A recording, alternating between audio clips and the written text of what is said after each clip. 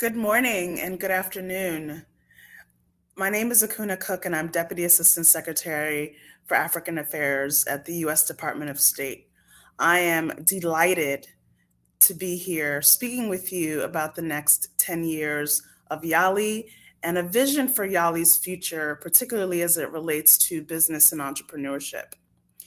When I think about all of the challenges facing the United States and Africa today, I think that young people, are at the center of not only resolving these challenges, but also helping us to reimagine what a better, brighter future would look like. In essence, young people are really the keys to building back better.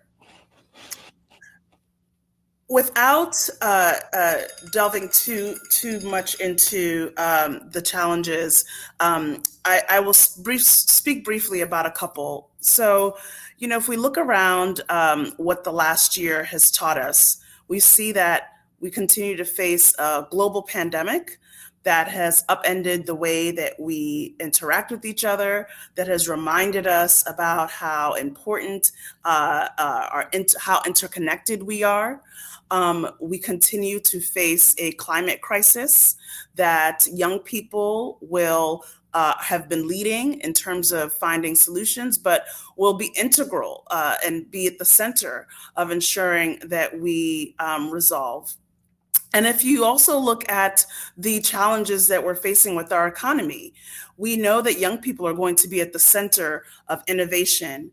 And so I'm excited to have this conversation today, excited to paint a vision of Africa where young people are at the center of it, and look forward to our conversation today.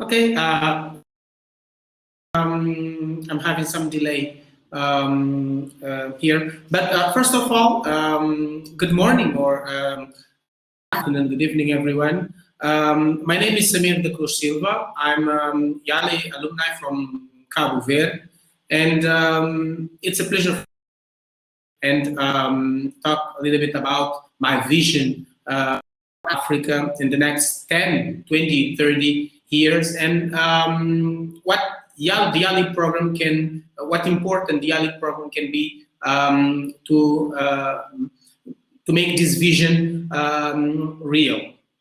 I just want to make some a very brief remarks about the vision, about what the core element of Africa envision for 2030, for the next 2030 year. And first of all, I want to talk about the AU Agenda 2063, because I think the vision we can have in the Africa future very, very aligned with the vision the AU and all the countries have for Africa in 2063.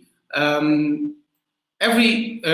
the 7 aspirations and the 20 goals are, in my opinion, aligned with the Africa we want and the Africa we have to work for in the future. So the Agenda 2063 vision is an integrated, prosperous, and peaceful Africa, its own citizens, representing a dynamic force in the international arena. I wanted to add, we have to work for an inclusive and sustainable development. And of course, we have some issues, some challenges, and it is important for us now to start working and to make things happen so we can achieve the goal. And the first of all is have an Africa with peace, security, justice, democracy, and good governance. And I'm not going to talk about this because we have colleagues in sessions, in other sessions now talking about peace, security, and good governance now. But the first challenge is to have just one market in Africa, a market education, because Africa is the most, the biggest market in the world, and we have to make Africa just one market. The Africa Continental Free Trade Area in 2018, I think is one of the things we were able to achieve for now, but we need to work on the actions to make things happen and to have a unified market in Africa. Of course, digital transition, education, we have a lot of challenges we have to work on, and we have to make things happen to have an integrated, an inclusive, and a sustainable developed Africa in 20-30 years. So I think the discussion is open, and we are here to have a very interesting conversation about this vision for Africa for the next 20-30 years.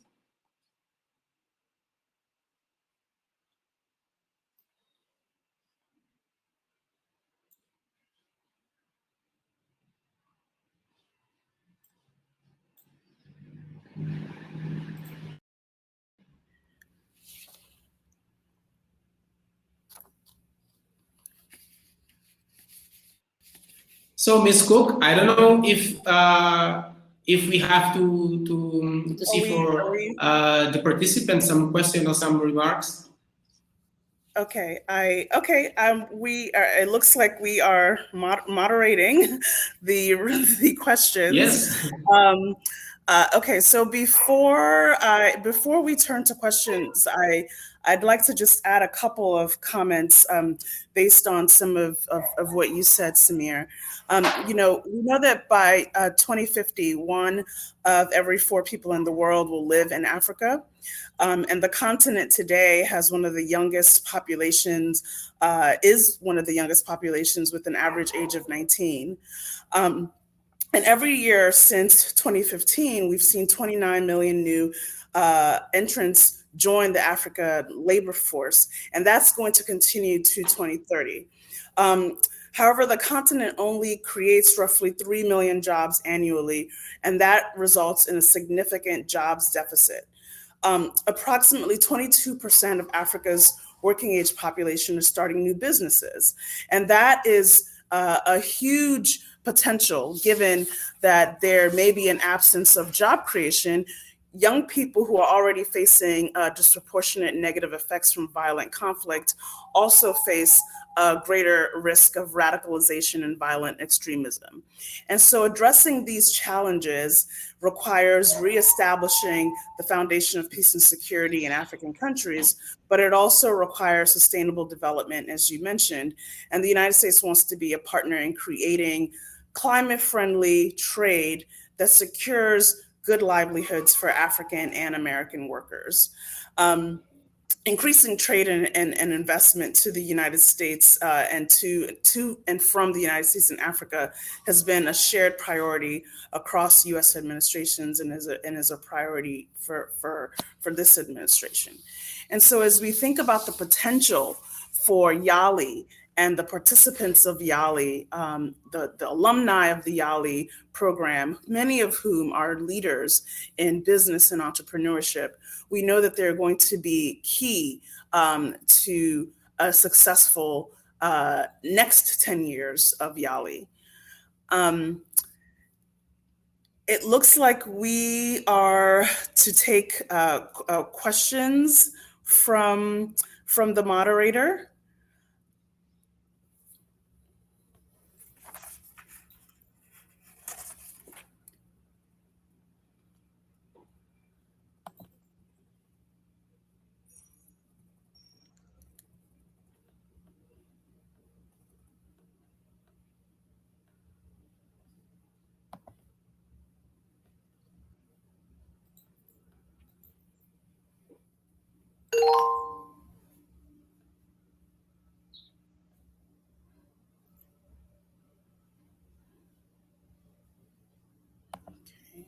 Okay, we have no questions for now. And let me just talk about YALI and what YALI can look like in 10 years. First, to say that YALI is a very, very interesting and important program because I am a Mandela Washington Fellow in 2018, and I'm also Regional Leadership Center's alumni, YALI Dakar. And my YALI experience allowed me to meet young African leaders, young African entrepreneurs prepared to lead the next step of Africa development through business and entrepreneurship. I had the opportunity to meet people who is trying to solve very, very important problems, not just in their countries, but for Africa. People with very good ideas, innovative ideas, and people really engaged. And our YALI experience in the US or even in the regional centers across Africa, as to first of all to get more skills and more knowledge, to develop our ideas and our business model. But I think the most important is the opportunity for networking, because we get to know people from every countries in Africa, and we had a lot of even business opportunity, but opportunity to know the other countries, other market, and we have a big opportunity to expand our businesses and to know good practice, and maybe some good practice we can apply in our reality. YALI is a very interesting program because I used to say that when I went to the US, I went there to know Africa outside Africa, because I had to be with people from maybe 25, 30 countries, and I had the opportunity to learn a bit about this country. Before YALI, I worked here in Cape Verde trying to solve some issues here with my business. But after YALI, I started working not just to solve problems here, but in many countries, because you just get to know that the problems are not the same, of course, but we have similar problems, and there is a lot of opportunities. That's why I talked about unifying the market, because Africa is the biggest market in the world, but we Africans, unfortunately, we are not knowing how to take profit of this opportunity, and this is one of the challenge we have to solve for the next years. I think we have some questions from the participants. Yes, there's a question about annual virtual meetups on business and entrepreneurship programs, and I think it's an excellent question. As you know, we have about 25,000 alumni of the YALI program, but we have this incredible network, a virtual network of 700,000 participants. I encourage everyone who's here with us today, if you're not already part of the network, to pursue that. And I think that really when we look at the way that we've, even more so over the last year, function in this virtual world and how we are increasingly a digitalized world, I think really leaning in on the ability to make the most out of our virtual networks is the key to growing YALI. So I think it will be a fantastic idea to organize virtual meetups on business entrepreneurship, but also on many of the other challenges that are facing young people in Africa and around the world today, because the leadership within the YALI network is unparalleled. And I think that continuing to build the networks and to network with each other, but also network with other leaders from around the world, and really taking advantage of our technology is going to be a critical part of growing YALI.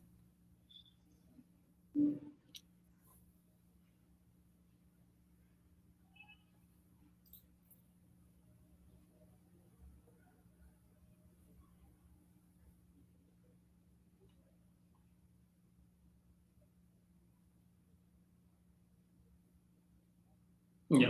About the I think it is interesting to have virtual meetings or meetups, not just for business and entrepreneurship, but even between entrepreneurs working on the same area, or kind of networking events. To put people talking about their business and opportunities they can have in other countries. But let me just say that even this COVID pandemic, I think the COVID pandemic showed us and taught us a lot of things. And one of the things is that we don't need to travel across the continent to make contact and business in other countries. We have been working on digital transition over the past 2-3 years. But last year, when we got on quarantine because of the COVID pandemic, we started accelerating this process, and for the first time, we were able to work for people in Kenya, for example, or in Nigeria, and we had these tools, we had all this technology we are using now. We had it before COVID. So this is some things COVID-19 taught us, and it is interesting because I think digital transition will be the key for us young entrepreneurs across Africa. I think digital transition is a big opportunity. We have to take profit. Because, just to show an example, at the end of last year, 2020, me and a colleague from Kenya that I met in the US, we started a program together. It's a program that could work from Cape Verde and from Kenya, and the result was a program that bring together women from Kenya and women from Cape Verde, and through this program, we are helping them to get their business more digital.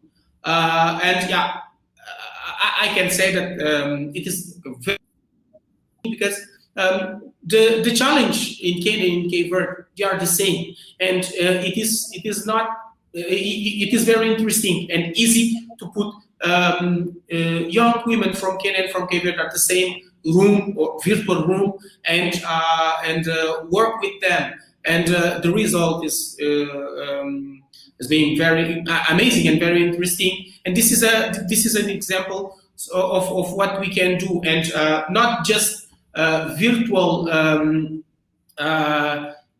meetups for business and entrepreneurship, but I think we can have networking sessions, mentoring sessions, for example, and bring people from different reality, different countries, bring their experience, and try to create solutions for the challenge we have locally. Because most of the time, these challenges are not just locally. They are we are facing this kind of challenge here, but maybe my colleague in South Sudan or in Angola, the same challenge.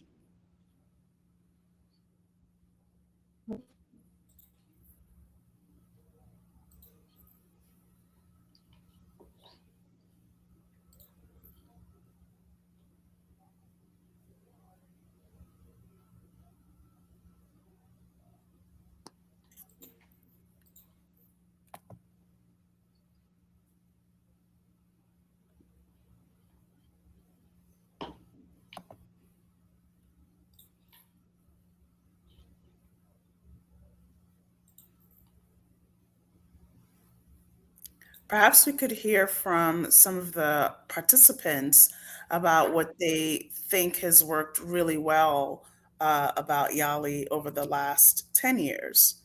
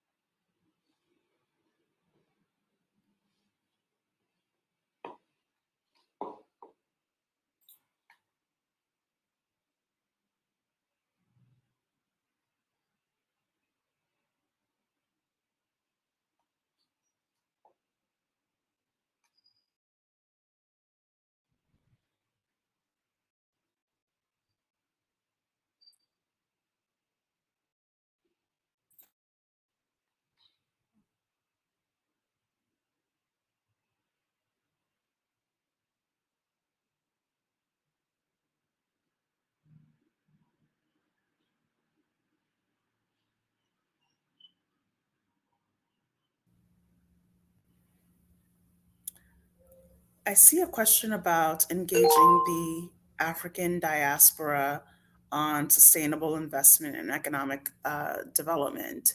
And that is a fantastic question because it goes right to one of the goals for the administration, which is to strengthen the bonds of diaspora, particularly diaspora owned businesses to the African continent.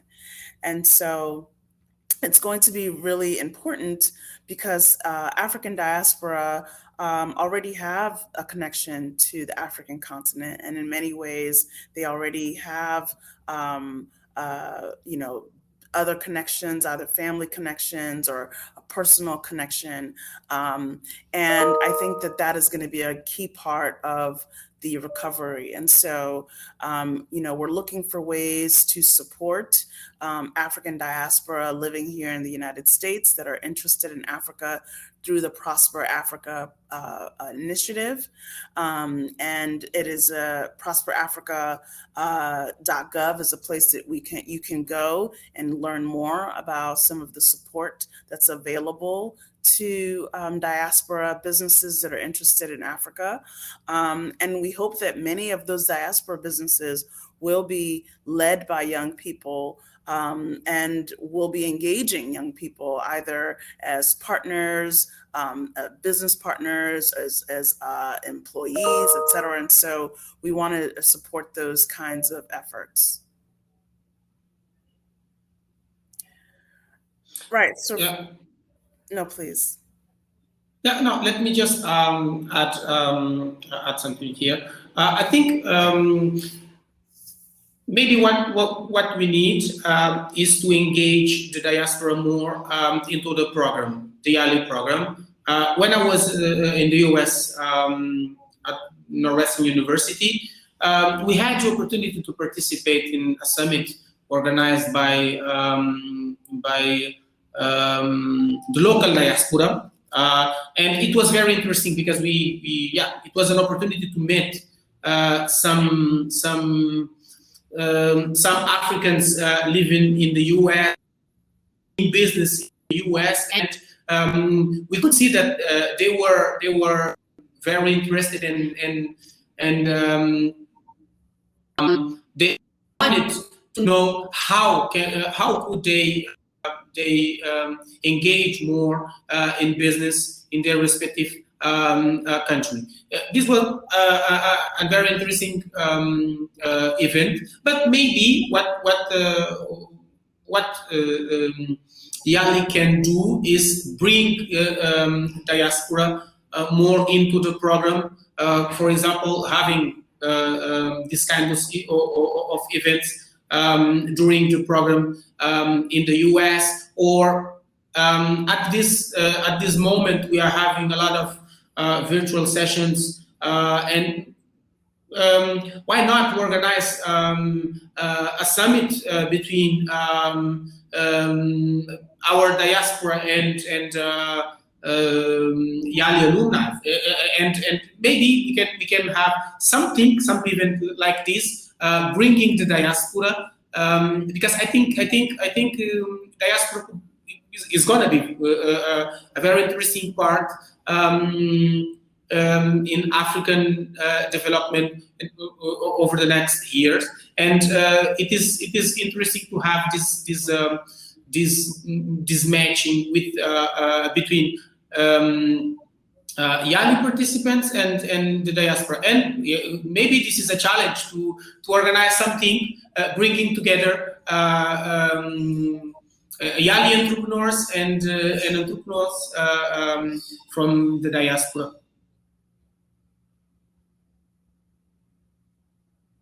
Yes, I agree. I think creating the partnerships between the African diaspora and YALI is a tremendous opportunity.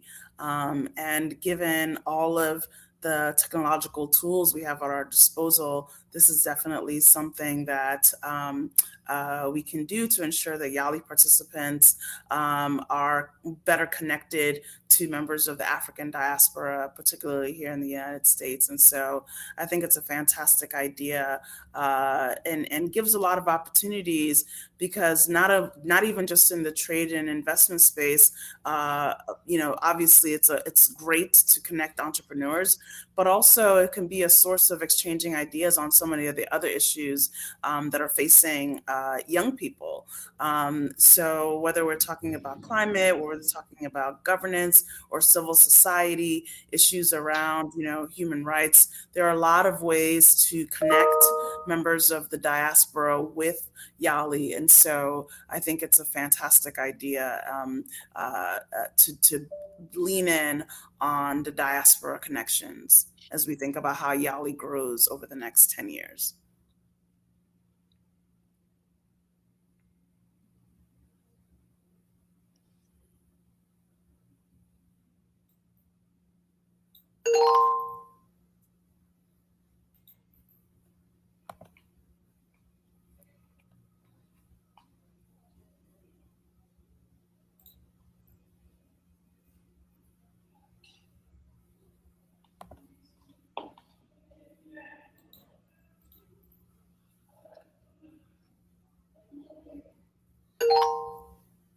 Perhaps I could spend just a moment talking a little bit about some of the tools that we have within the US government that some of the entrepreneurs and others who are joining us today might be interested in. Um, so, you know, it's trade and investment and building economic partnerships is a central part of uh, uh, our goals and our economic diplomacy, whether it be through the work we do with the Development Finance Corporation, the U.S. Agency for International Development, or the Millennium Challenge Corporation. All of these are aiming at increasing trade and investment in Africa. Um, in the technology sector, particularly, we're seeing an increasing number of US technology, entertainment, creative industries, and other angel investors investing in businesses of all sizes on the continent. We continue to believe that technology will play a critical role in the sectors impacted by COVID 19. I mentioned Prosper Africa earlier, and it's a U.S. government initiative to increase two-way trade. And Prosper Africa recently supported Field Intelligence, a Nigerian and Kenya-based health technology company, to secure $3.6 million in investment. And so that's just one example of support that is provided to entrepreneurs through the U.S. Government programming.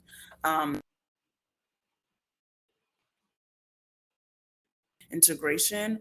And so we continue to look for ways to partner with the African Continental Free Trade Agreement, including the Secretariat, to support sustainable economic development and increase competition, with the goal of creating jobs for many young people.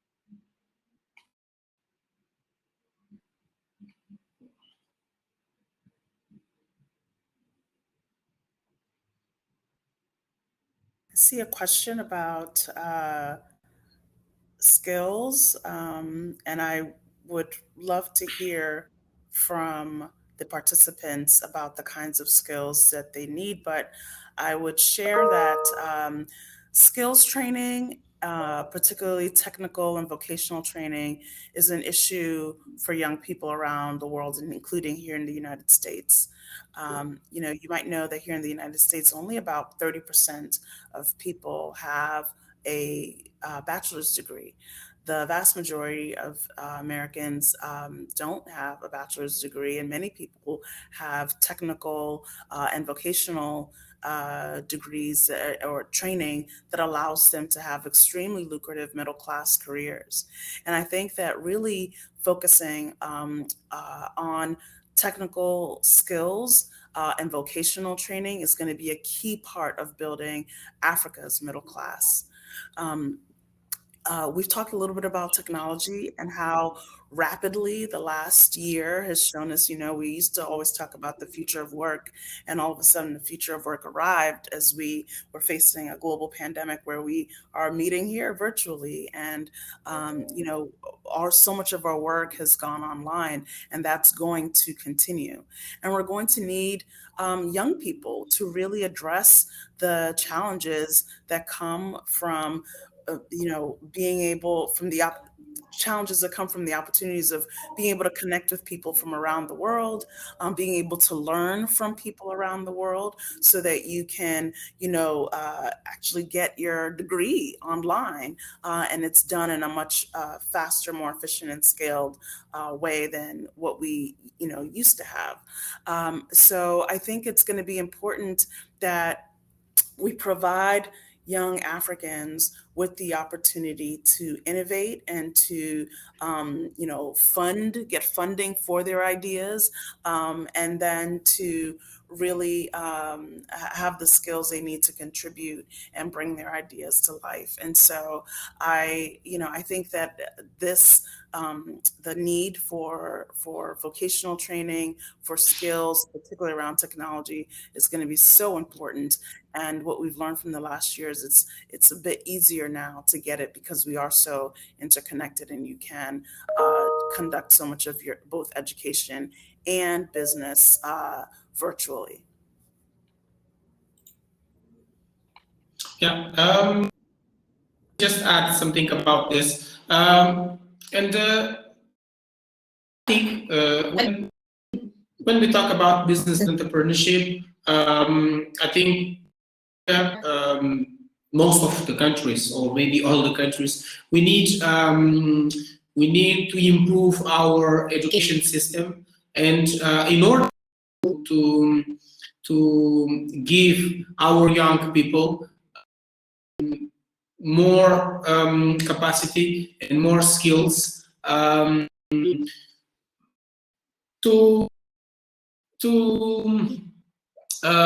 be more active and maybe to be more entrepreneurs, because Africa, I think now most have interesting education system, but they are focused on technical and professional skills, and there is a lack, in my opinion, in terms of important skills people need now or for the future.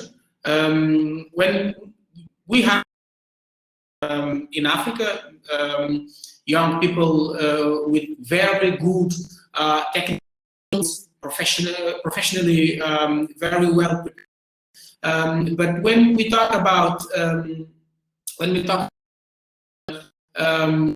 entrepreneurship, business, in my experience, we can feel that and we can see that our young people some difficulties.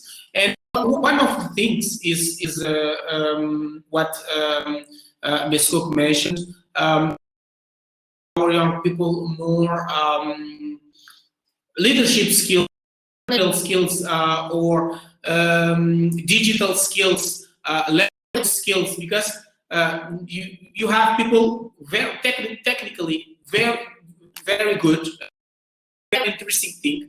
Here in Cape Verde, we are trying to our government developed a program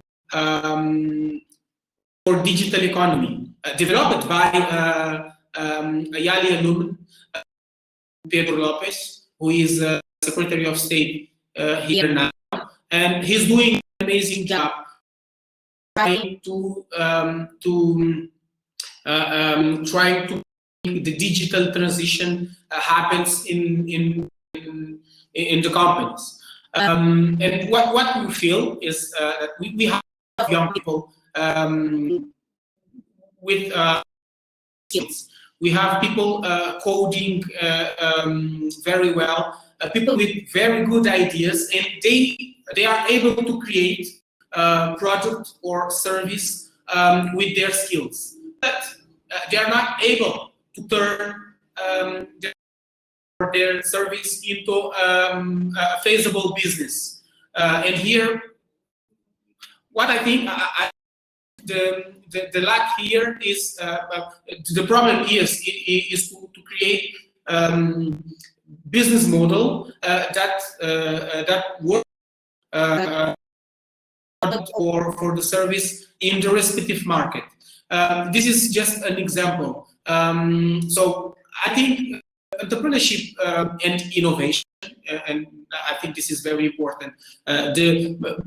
We used to talk about innovation just here in Africa. We used to talk about innovation just in tech, but we need to bring innovation to our business, not just in new products, but on the process. For example, and what we need, in my opinion, is to start teaching young people at high school or even at the universities other kind of skills. Even if you are good technically, even if you are good in computer science, you need some other skills to be a businessman or a successful businessman. And our school system, our education system, unfortunately, is not doing that. And this is something we can improve, bring more contents, and maybe change our curriculum to be more entrepreneurship friendly, and give young people more skills to not just to develop things, but to turn these solutions into feasible business.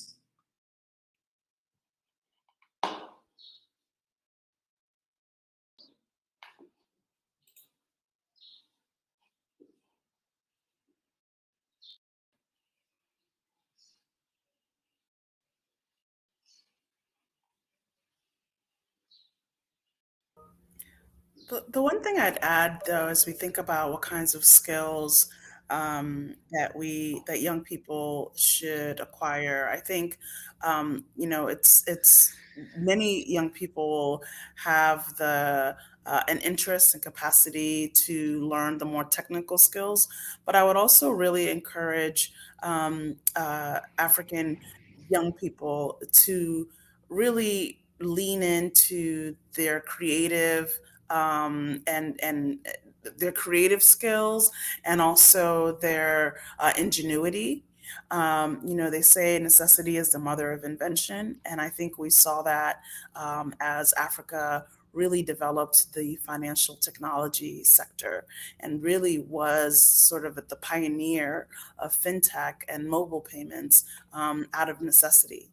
And so I think thinking about the creativity, and also not forgetting how important entrepreneurship around the creative industries, so movies, television, music.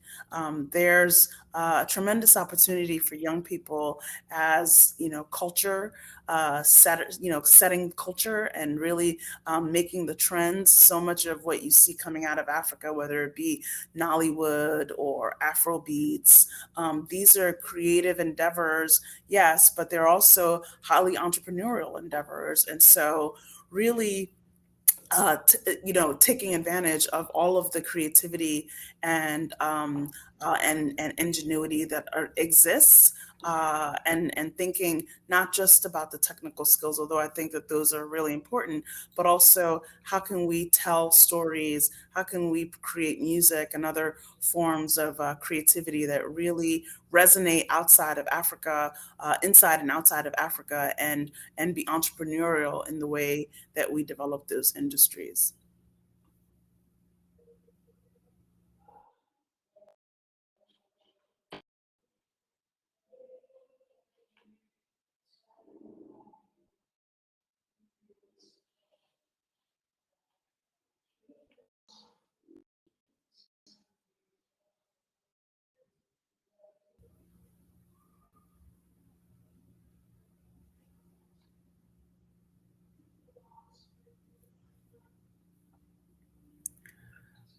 I see a question about the financing gap and addressing the financing gap at the earliest and riskiest stages for many young African business owners. Um, and it's a fantastic question. And frankly, this problem about access to financing is one that is universal. It's not just young African business owners. Young business owners face this all the time, and particularly young business owners that come from backgrounds that come from families and backgrounds that are not wealthy and have lots of access to finance. A part of addressing these challenges is, in fact, building a network, and really expanding your knowledge base and the people that you interact with. And I think that uh, using the tools that are available through YALI's online membership is going to be key to at least expanding your network so that you are aware of opportunities. But I think we're also going to have to push for policy changes to ensure that um, entrepreneurs and financiers see Africa and African youth as a place that they want to invest in, and also ensure that the environments and many of the countries that are seeking investors and these young people live in, that the environment is conducive to investment and is attractive to financial investment. And so some of those are policy decisions, but on an individual level, really working to build out your network is going to be important to that.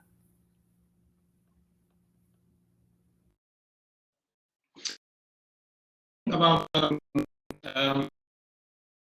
gap, I think one of the one important thing, and this is about skills also, is, sorry, I think my camera, okay, now it's there. This is about skills. One of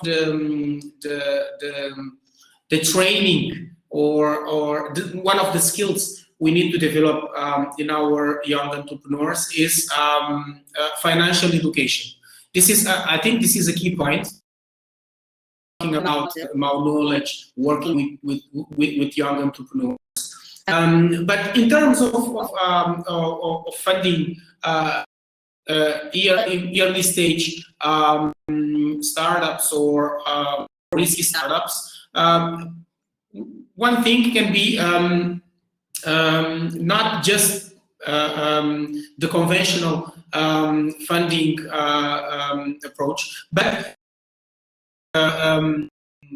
acceleration programs or incubation programs that can give young entrepreneurs all the tools they need to develop and to bring their ideas into feasible business model, and then to give them and to develop until another stage that can go for their own.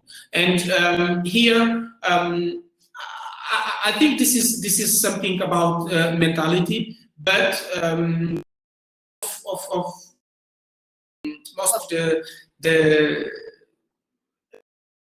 idea at the early stage, and I'm talking about African reality, a lot of money to start. What we need is an ecosystem or some conditions to get started and to grow slowly, and maybe when they are really prepared to go to the market and to expand,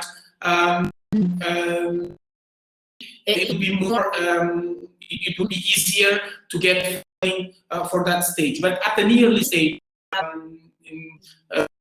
for risky business, I think incubation programs, acceleration programs can be very, very important.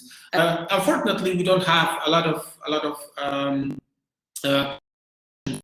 organizations working on that in Africa, but we have some interesting experience, and yeah, I think what we need is not to put the focus just on funding, just get funding, because people normally think that they need a lot of money to start a business, but in most of the case, some cases I know what is an ecosystem, and some conditions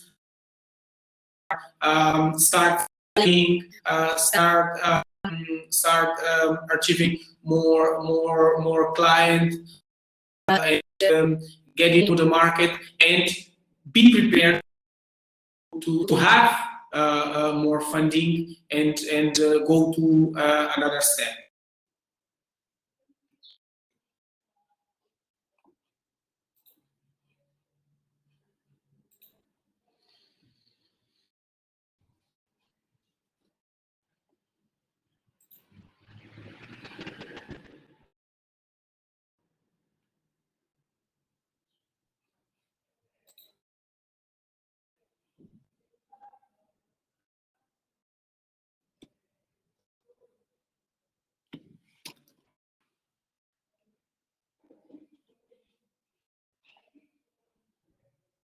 As we have no questions, I just wanted to go to talk about YALI program, and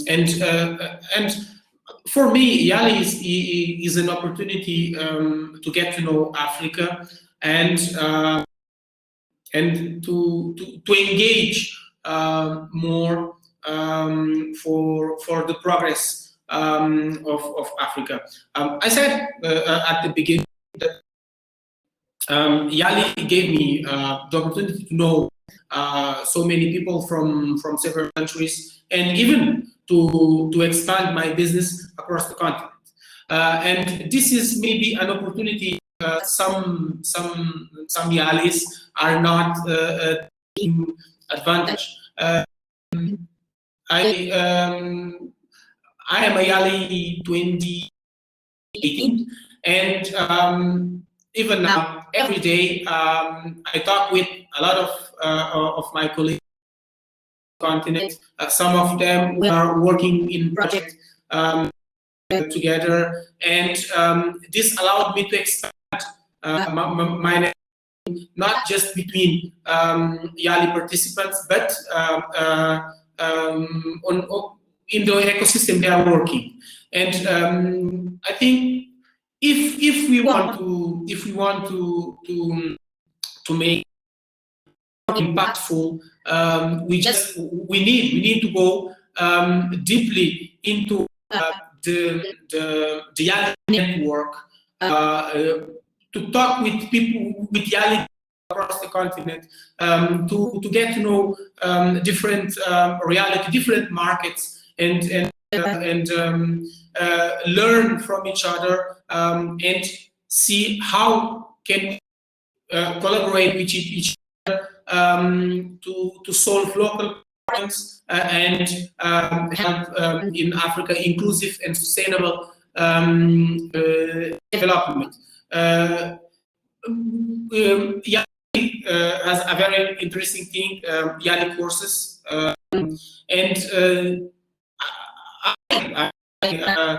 in my opinion, YALI has a very interesting trainings, online trainings program, and we are not of this. And YALI is not just about people who went to the US for the Washington Fellow or to the regional leadership center, because we do a job of promoting discourses and bring more people to profit of discourses. I talked about some skills we need, and some of the skills we can get it through YALI. For me, YALI definitely one of important experience of my life, and advantage of this. And every day I'm trying to know more YALIs, and to have meetings and networking sessions, because I think it is important for us to keep connected, to keep working together, and trying to find solutions that can be local but applied in other realities.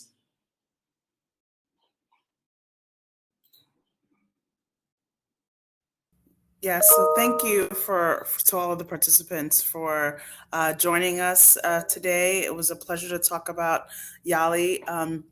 I would just conclude by saying that there's, the one word that I associate with YALI is future. Africa's future depends on the young people that are going to lead it. It depends on the young people who are going to be at the center of building the economies of the future, and solving so many of the challenges that not only affect Africa, but the rest of the world. And so we look forward to a stronger, more resilient Africa led by young people, and see YALI as a big part of that. So thank you for listening today, and for inviting me to participate in this session. Thank you.